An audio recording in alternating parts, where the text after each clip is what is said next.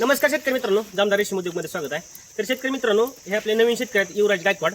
तर यांच्या शेडवरती आपण विजिट देण्यासाठी आलेलो आहेत। आपल्या मार्गदर्शनाखाली टोटल शेडचं काम आणि टोटल जे बॅचचं नियोजन आहे ते सध्या चालू आहे। तर ज्यावेळेस नवीन शेडचं काम चालू असतं त्यावेळेस काय प्रॉब्लेम येतो की बऱ्यापैकी टेम्परेचर हे मेंटेन होत नाही। तर त्यामुळे आपल्या बॅचेसला भरपूर प्रॉब्लेम येतात।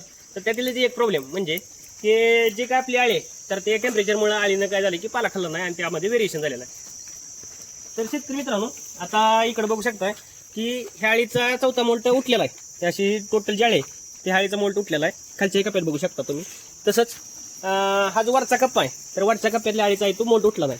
म्हणजेच काय झालं की जे आळीला टेम्परेचर जास्त जाणवलं त्या आळीचा मोल्ट न उठल्यामुळं ती पाल्याखाली जाऊन बसली आणि ती एकदम लहान राहिली।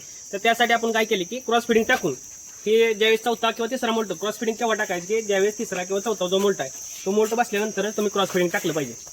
म्हणजेच की तुमचा एक 99% ज्यावेळेस मोल्ट बसतो, मोल्ट बसल्यानंतर आडवी फांदी टाकायची। अगोदरच्या पहिल्या बेडला चुना मारून घ्यायचा, त्यानंतर आडवी फांदी टाकून त्याच्यावरती 1 ते 1.5 तासामध्ये जेवढी काय आळी येईल तेवढी आळी उचलून दुसऱ्या बेडमध्ये शिफ्ट करावं लागते। तर त्याच अशाच पद्धतीने आपण हा बेड हा तयार केलेला आहे। 4 बेडमध्ये हा टोटल एक बेड आपण तयार केलेला आहे।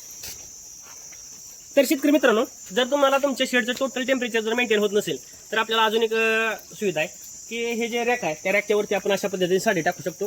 तर तुमचं रॅक असं असलं पाहिजे की जे बाकीचे कप्पे आहेत त्या बाकीच्या कप्प्यापेक्षा अर्धा फूट हे जे रॅक आहे ते आपल्याला जास्त पाहिजे, तरच हे नियोजन तुम्ही करू शकताय। तर आपण काय केलं की रॅकच्या चारी बाजूनं अशा पद्धतीने साड्या टाकलेल्या आहेत आणि साड्यांवरती आपण ड्रिप सोडलेला आहे। म्हणजे जेणेकरून जरी तुमच्या शेडचं टेम्परेचर जे आहे ते मेंटेन जरी नाही झालं तरी ह्या साड्या जरी भिजल्या तरी बेडमधील तरी टेम्परेचर मेंटेन होतं। तसंच हे आपलं शेड नेट आहे ते नवीन असल्यामुळे काय होतं की टोटल लाईनिंग मारते, म्हणजे एका लाईनमध्ये पाणी खाली येतं।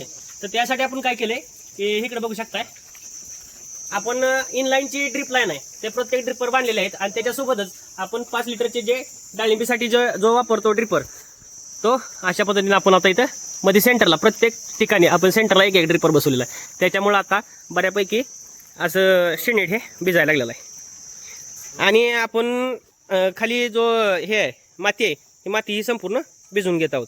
म्हणजे जी काही ह्युमिडिटी आहे ती ह्युमिडिटी चांगली राहिल्यामुळं आता हा आपण पहाटे 5 वाजता पाला टाकलेला आहे। तर पहाटे 5 वाजता पाला टाकल्यामुळं टेम्परेचर तयार होण्याच्या अगोदर आळीनं पाला खाऊन आता आळी निवांत झालेली आहे। तर उन्हाळ्या दिवसामध्ये आपल्याला काय करायचं आहे की टेम्परेचर होण्याच्या अगोदर पाला टाकून आपलं जे आळीचं पोट आहे ते पोट भरलं पाहिजे, तरच आपल्या बॅचेस सक्सेस होऊ शकतात। आणि नवीन शेतकऱ्यांसाठी हा सगळ्यात महत्त्वाचा असा व्हिडिओ आहे।